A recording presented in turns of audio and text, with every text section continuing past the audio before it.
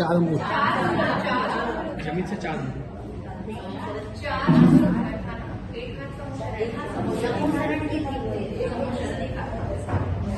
कितना? 4।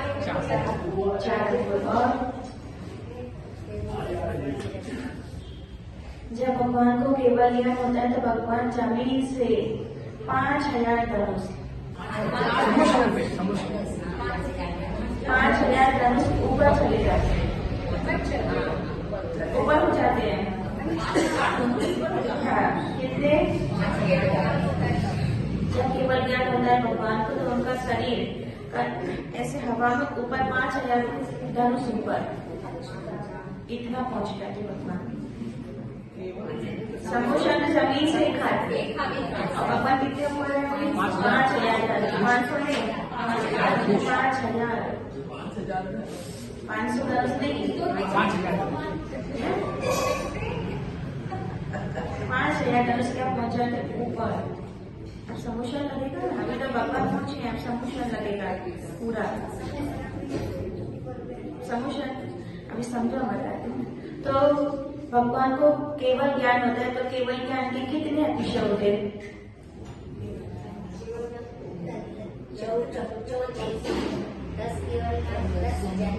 10 तो भगवान को जब केवल ज्ञान होता है तो क्या क्या चीजें होती हैं? तो उनको अतिशय बोलते हैं। क्या बोला? जैसे भगवान को केवल ज्ञान हो 10 प्रकार के अतिशय होते हैं। अब हमको कुछ मालूम भी है। जैसे भगवान को केवल ज्ञान होता है तो समोशन लगता है, और जहाँ समोशन लगता है वहां से 1 योजन दूर सभी तरफ क्या हो जाती है? सुविक्षिता हो जाती है।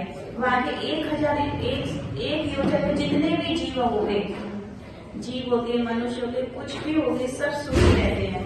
ना किसी को रोग होगा, ना बीमारी होगी, ना कुछ भी प्रकार का आतंकवाद, कुछ भी नहीं होता। सब जगह सुविक्षिता रहती है, सब जीव वहां के सुखी रहते हैं। इतना समोसा केवल ज्ञान का प्रभाव है कि जब भगवान का ऑरा होता है ना तो वो कितने योजन तक जाता है? 1 योजन तक।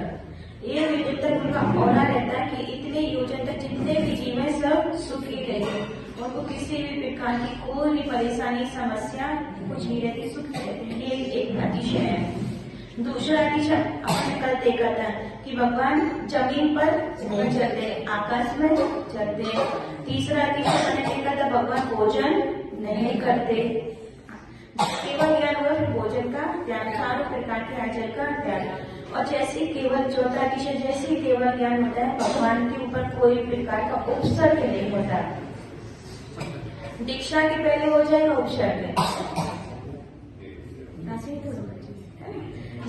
जैसे भगवान को दीक्षा ली, दीक्षा के बाद उपसर्ग कर सकता है। जैसे कि कौन से भगवान के ऊपर हुआ उपसर्ग? भगवान के ऊपर हुआ है ना, कमल का उपसर्ग। तो कब किया था? जैसे मैंने दीक्षा ली, ध्यान में विराजमान है तो उपसर्ग। और जैसे केवल ज्ञान हुआ तो कमल भी छोड़ करके चला गया। तो जैसे केवल ज्ञान होता है तो उपसर्ग भी नहीं होता है। फिर और कौन सा अतिशय? जैसे भगवान को केवल ज्ञान होता है तो उनके द्वारा किसी भी जीव की हिंसा नहीं होती। वो चलते हैं, फिरते हैं, कुछ भी करें फिर भी जीवों की कोई हिंसा नहीं होती। पूर्णतः अहिंसा का पालन होता है उनसे। और उनका कौन सा अतिशय? केवल ज्ञान होता है तो उनका मुख केवल ज्ञान में चारों तरफ दिखाई दे। भले एक मुख है उनका, ऐसे नहीं 4 मुख हो गए भगवान के, एक ही मुख होता है। पर अतिशय है कि वो जो व्यक्ति जहाँ से देखेगा उसको वहां से भगवान का मुख दिखाई देता है। तो ये केवल ज्ञान का अतिशय। और भगवान की छाया नहीं पड़ती है। भगवान कितने भी चलते रहे, कहीं पर भी जाए, तो उनके शरीर की छाया नहीं, बाहुबली भगवान की छाया नहीं। जब केवल ज्ञान की बात नहीं हो नहीं पड़ती, छाया नहीं पड़ती। और अपन को छाया के ऊपर पैर भी नहीं रखना चाहिए। अपन कभी भी मुनिराज विहार करते ना, माता जी मुनिराज, तो देख लिया तो उनकी छाया तो नहीं पड़ रही, उनकी तो पड़ रही है पर अपना पैर तो नहीं पड़ रहा। ये भी ध्यान रखना चाहिए।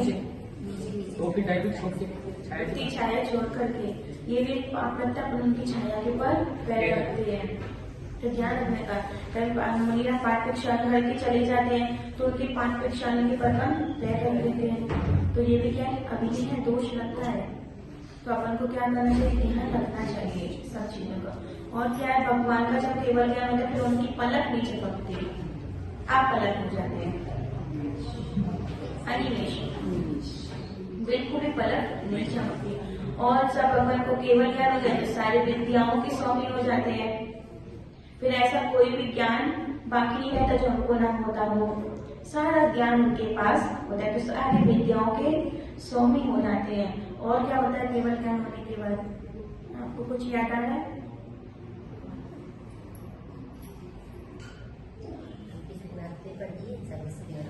भगवान को केवल ज्ञान होता है फिर उनकी दिव्य ध्वनि कैसे फिरती है,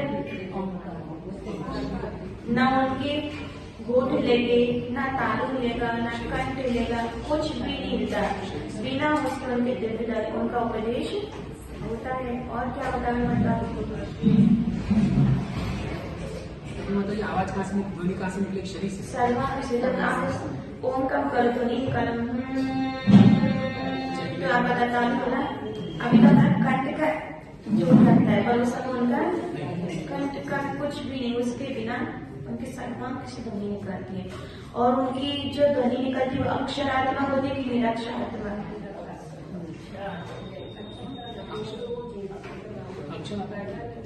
अक्षर तो निकलते नहीं तो कौन सी आवाज होती है, निरक्षरात्मक होती है। उनकी ध्वनि में कोई प्रकार के अक्षर नहीं होते, पर गौतम स्वामी और चक्रवर्ती जितने महापुरुष वो सब उनकी आवाज पहचान लेते, जितने भी जीव हैं सब अपने अपने अनुसार वो सब आवाज उनके उपदेश को समझ लेते हैं, उनकी भाषा में वो अपनी समझ लेते हैं। श्री और संसार के प्रति वैराग्य के भाव, अपन बोलते ना भरत चक्रवर्ती घर में रह के वैरागी, तो कैसे हुए, ऐसे ही रहते हैं, भले संसार में रहते हैं, घर में रहते हैं, पर कपड़े सप्ते में यहाँ की वहाँ की चर्चा करने में अपना समय नहीं निकालते, तो सब धर्म की चर्चा में अपना पूरा समय निकाल देते। तो भले आप लोग अभी क्या ग्रस्त हो, पर समय अपना कैसे निकालो, अच्छे से निकालो। घर में भी 4 लोग हो, बच्चे भी हो, घर की बातें कम करो, ये बातें ज्यादा कर लो, दूसरों की बुराई कम करो। आज पूछ लेना, बताना वो कर्म में कितने अक्षर होते, कर्म में याद किया था 5। नमो ताड़ में कितने होते नहीं मालूम, वो तो कल जिसने पढ़ा वो बता देगा। तो बस यही चर्चा करने का, फालतू की चर्चा नहीं करो, तो आपके जितने कर्म उदय में आते ना तो कम हो जाएंगे। अपन बोलते ना मेरे कर्म के उदय रहते हैं, मेरे कर्मों का उदय, मेरे कर्म, क्योंकि अपन भागते रहते बेफालतू में, सबसे ज्यादा कर्म बांधते बेफालतू में, फिजूल के कर्म ज्यादा बांधते हैं, फिर वो तो उदय में आते ही हैं, फिर अपन क्या करते घबरा जाते हैं। तो आज से थोड़ी समझदारी अपने अंदर लाओ कि गप्पों में टाइम, फालतू की चर्चा करने में टाइम, चुगली करने में, निंदा करने में टाइम खराब मत करो, ऐसी बातें करने में अपना समय निकाल दो। अब भैया व्यक्ति में आते लोग कितनी बातें करते हैं, जो यहाँ से पढ़ के उसकी चर्चा तो कोई करते ही नहीं है। आज माता जी ने क्या पढ़ाया पता नहीं, कहाँ की चर्चाएं भैया व्यक्ति में चालू रहती, होती कि नहीं, होती कि नहीं। अपन देखते हैं तो आज माता जी ने क्या पढ़ा, उसके तो कोई पॉइंट छेड़ते ही नहीं है कि आज माता जी ने देखो ये पढ़ाया था, ध्यान नहीं। तो आप लोग उल्टा काम करते हैं, वही चर्चा आप उधर छेड़ते ना तो आपको क्या था सब याद हो जाता, होता कि नहीं, रिवाइज हो जाता है और ज्ञान मिल जाता है। पर अपन उल्टा कर लेते हैं, वो तो यहाँ का नहीं छोड़ के यहाँ का नहीं छोड़ा, घर पे तो घर की बात है, माता जी के पास में फिर भी घर की बात है, जहाँ जाते कोई बात है, क्योंकि आपने संस्कार क्या कर लिए, मजबूत कर लिए। ये सब चीजें क्या लगने लगी, कठिन लगने लगी, और इसके ऊपर उपयोग नहीं चाहता कि मैं इसको सुधार करूं, और जो घर गृहस्थी की बात है वही दिन भर घूमती रहती है। तो अपन को क्या भरत चक्रवर्ती ऐसा बनना है, बता बनना है। अंतर पुरुष में केवल ज्ञान हो गया घर में रह करके, तो किस किस को भरत चक्रवर्ती बनना है,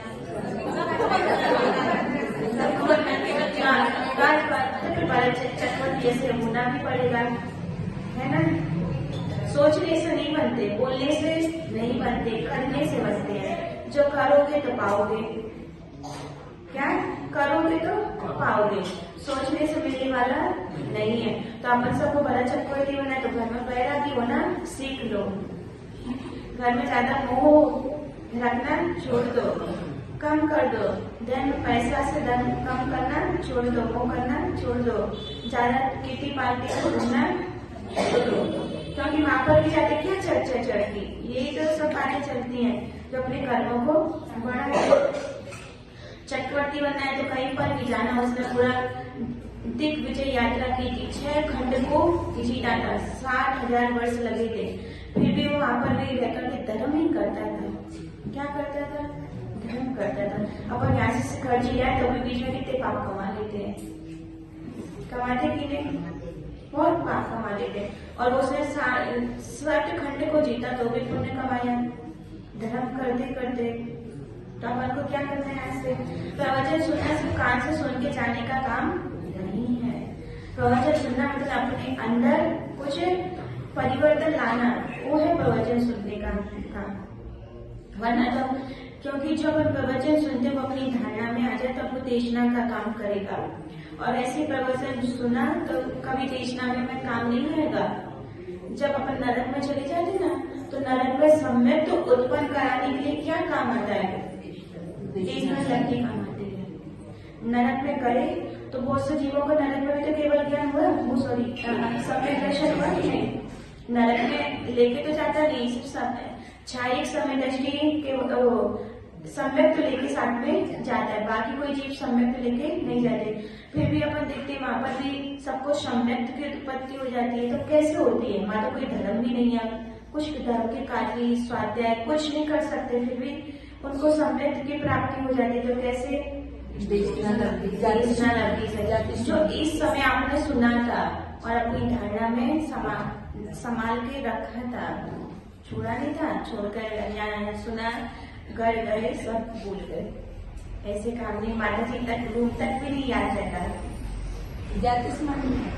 तो नहीं, वो अपनी धारणा में स्मृति में संभाल के रखना चाहिए। फिर प्रवचन में ये बात बताई गई थी, और अपनी स्मृति में रखना। भले आप इस समय में खराब करके नीचे गए, पर उस समय को देखना याद आ गई आपको, और आपको फिर क्या पश्चाताप हो गया कि भगवान मैंने इतने गलत काम किया, आपकी बात नहीं मानी, आपने सही बताया था, आपकी बात नहीं मानी, तो आज मैं इस गति में आया हूँ, बहुत दुखों को सहन कर रहा हूँ आज आप। और उसको बार बार चिंतन करता है, फिर उसको सम्यक की प्राप्ति होती है। तो बस देशना लगती तो काम है उनको, देशना लगती उसको बार बार उसको टॉर्चर करे कि तुमने कितना गलत काम किया था, और वो उसके अंदर पश्चाताप आता है, तब उसको सम्यक की प्राप्ति होती। तो ऐसे प्रवचन सुनो तो ऐसे सुनना कि जो आपकी स्मृति में बने रहे, है ना। तो आज से राजा चक्रवर्ती जैसी क्रियाएं करो, क्योंकि आप लोग क्या हो? गृहस्थी वाले हो, सब गृहस्थी वाले हो। जिसको गृहस्थी से बाहर निकलना हो तो मुनि राजू जैसे चर्या करो, पर जिसको भी गृहस्थी में रहना हो तो बड़ा चक्रवर्ती को देख लेना। तो फालतू में अपना समय बर्बाद नहीं करता था। एक एक समय की उसको क्या थी? कीमत थी। धर्म भी करता, कर्म भी करता था तो धर्म के साथ करता था, वो भी व्यापार करता है तो किसके साथ? धर्म के साथ करो। गप्पेबाजी करो, हाथ से बंद कर दो।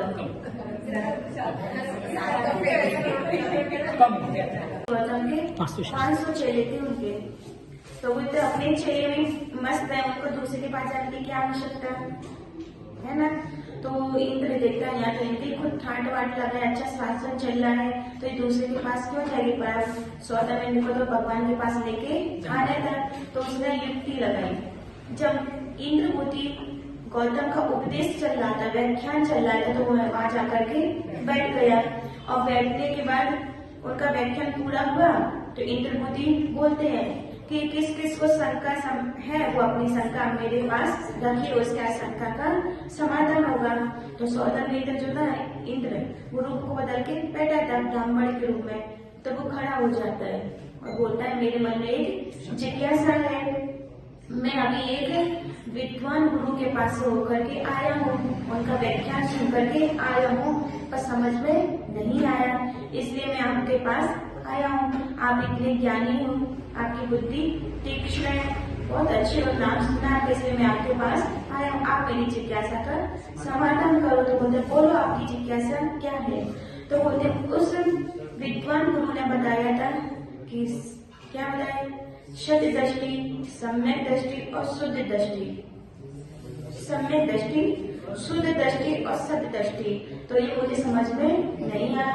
उन्होंने बताया तरह काल्यम, तरह सटकम, न पश्येदम, सट जीव सट कैलेश्यम, पंचान्ने चास्ति काया, व्रत समिति, गति ज्ञान चारित्र वेदा। ये उन्होंने बताया। उन्होंने बताया छह द्रव। अब छह द्रव क्या होते मुझे नहीं समझ में आया। तीन काल क्या होते मुझे नहीं मालूम। और उसके सत काय मतलब छह जीव कौन से होते, सत लेशिया कौन सी होती है, पांच ज्ञान कौन सी, पांच व्रत कौन से, पांच समिति कौन सी, पांच गति कौन सी, गति तो आज तक चार सुनी, पांच गति और पांच चारित्र। जो इसका पालन करता है, जो इसके प्रति विश्वास आस्था श्रद्धा रखता है, वो सम्यक दृष्टि होता है। और ये उपदेश अभियंतों के द्वारा बताया गया, तो ये मुझे समझ में नहीं आया। आप भी मेरी जिज्ञासा का समाधान करो। तो फिर इंद्र था, तो इंद्र बुद्धि वो भी सोचने लगा कि छह द्रव कौन से होते, उसको भी नहीं मालूम। तीन काल कौन से, प्रातः काल, मध्याह्न काल की संध्या काल, कि वर्षा ऋतु में शीतकाल, वर्षा काल या ग्रीष्म काल, कौन सा काल, भूतकाल, भविष्य काल या वर्तमान काल, कौन से काल। मैं इन तीनों में से कौन सा काल बताऊं। मेरी बात गलत नहीं जानी चाहिए। ज्ञानी लोग ऐसे नहीं बोल देते हैं भूत भविष्य वर्तमान। उसने दूसरे अपेक्षा से पूछा, वो अपेक्षा लगती ना सब में, तो वो चकरा गया उसका दिमाग कि ये क्या चीज है, ये तो आज तक मुझे पता नहीं लगी। मुझे तो आज तक चार गति का मालूम था, नहीं पांच गति कहाँ से आ गई। जो जैन धर्म का अनुयायी होगा उसको पांचवी गति मालूम होगी। कौन सी गति, सिद्ध पंचम गति। पांचवी गति कौन सी, सिद्ध पंचम। अच्छा गतियाँ कितनी होती है, कौन कौन सी, अरे लोग बहुत बढ़िया। चार गति कौन सी दादाजी,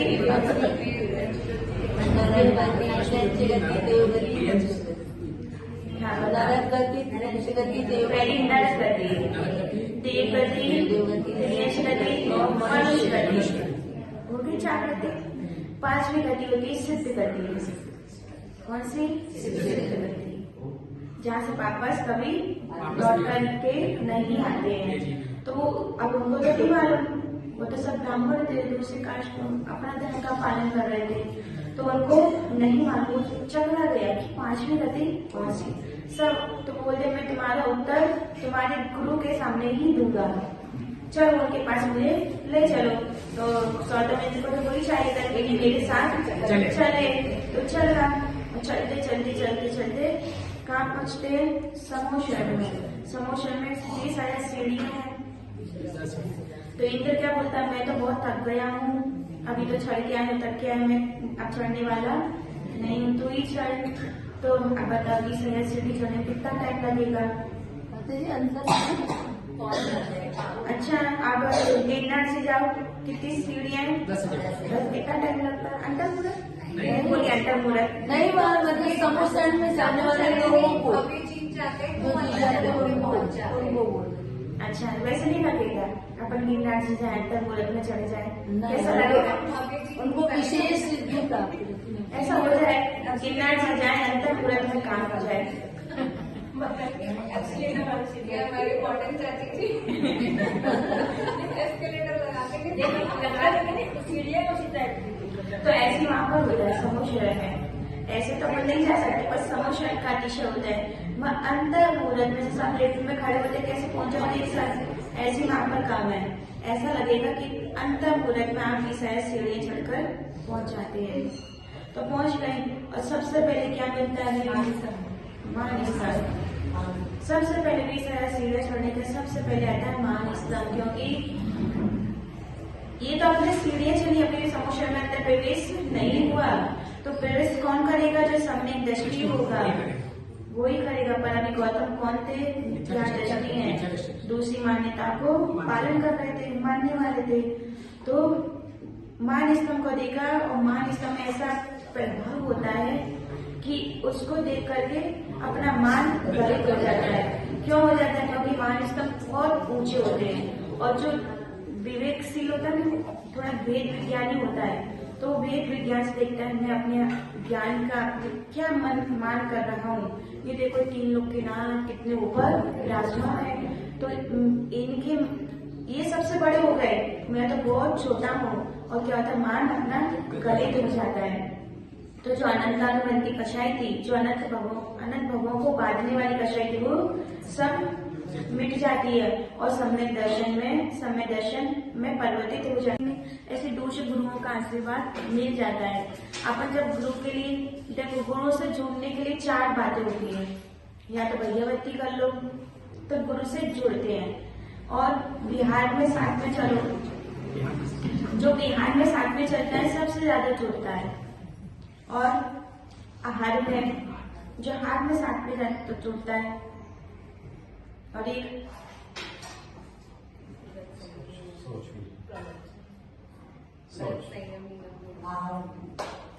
बता, वो तो बोल दिया,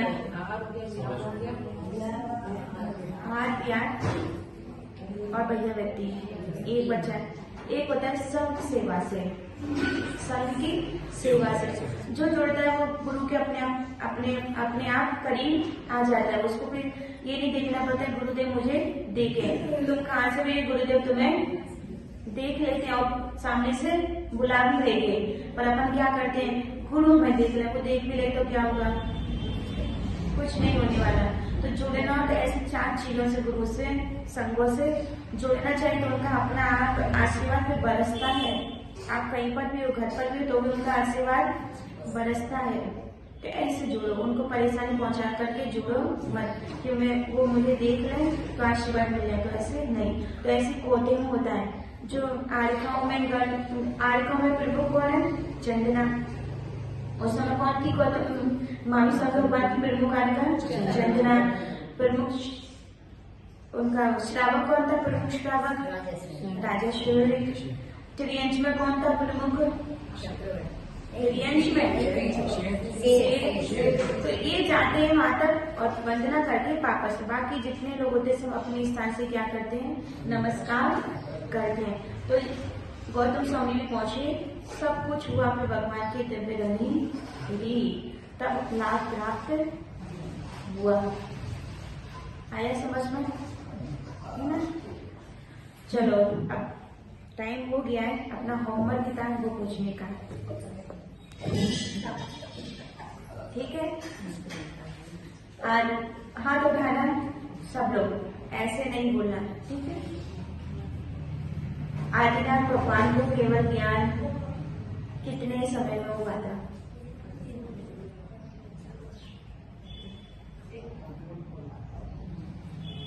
हाथ आगे कितना?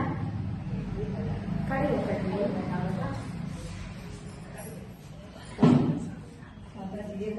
1000 सही में कि कुछ कम ज्यादा?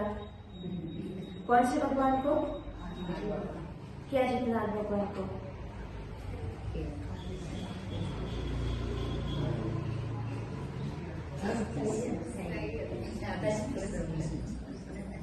ठीक है, आंसर क्या है? सही है। आ जाइए, देखो आज के नाम सबको प्रोत्साहित करने के लिए अपनी काजू भैया तो आई नहीं आज। अच्छा, तो उनकी प्रोग्राम आई तो नहीं, हम नहीं देते। आज चलो दूसरा पूछते हैं।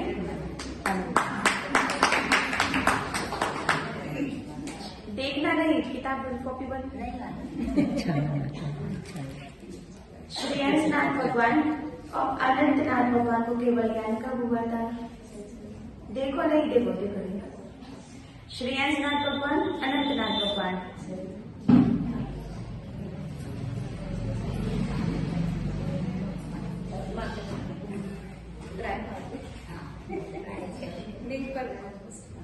मालती जी होता है? 2 साल अच्छा पहले थोड़ा सा पढ़े थे, थोड़ा सा ये याद आ रहा है। तभी ना ये रखा ना, इसलिए सबने याद कर नहीं लिया। माता जी, टाइम निकला है तो नहीं मिल पाता। रात को पढ़ेंगे तो आपके पास कहाँ आएगा? नहीं छाता टाइम तो नहीं मिला। आपके पास नहीं आया ना रात में। चलो, संभवनाथ भगवान को, अभिनंदननाथ भगवान को कितना समय लगा शुरू करने में? हाँ बता।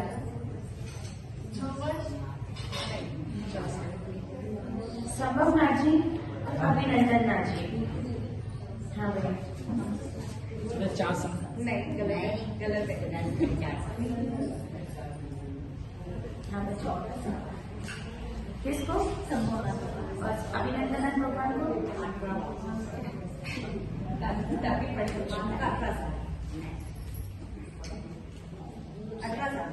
कि सुमतिनाथ भगवान को?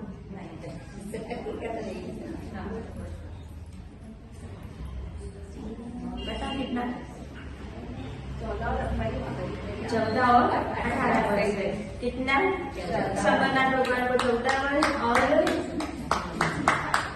अभिनंदननाथ भगवान को 18 वर्ष। ठीक है। अब इसके बाद है पद्म भगवान को कितना समय लगा? पद्म भगवान को केवल ज्ञान में कितना समय लगा?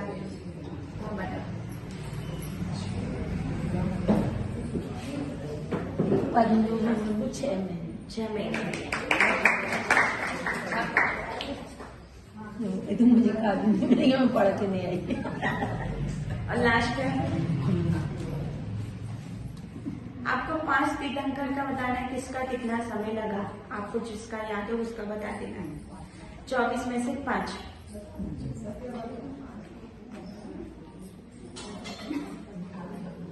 हाँ बता। नहीं, जो जिसने बता दी वो नहीं बताना है। पारिशनाथ का 4 महीने, चंद्र प्रभु का 3 महीने और वासुपुज का 1 साल और मुनि सूरतनाथ भगवान का 1 20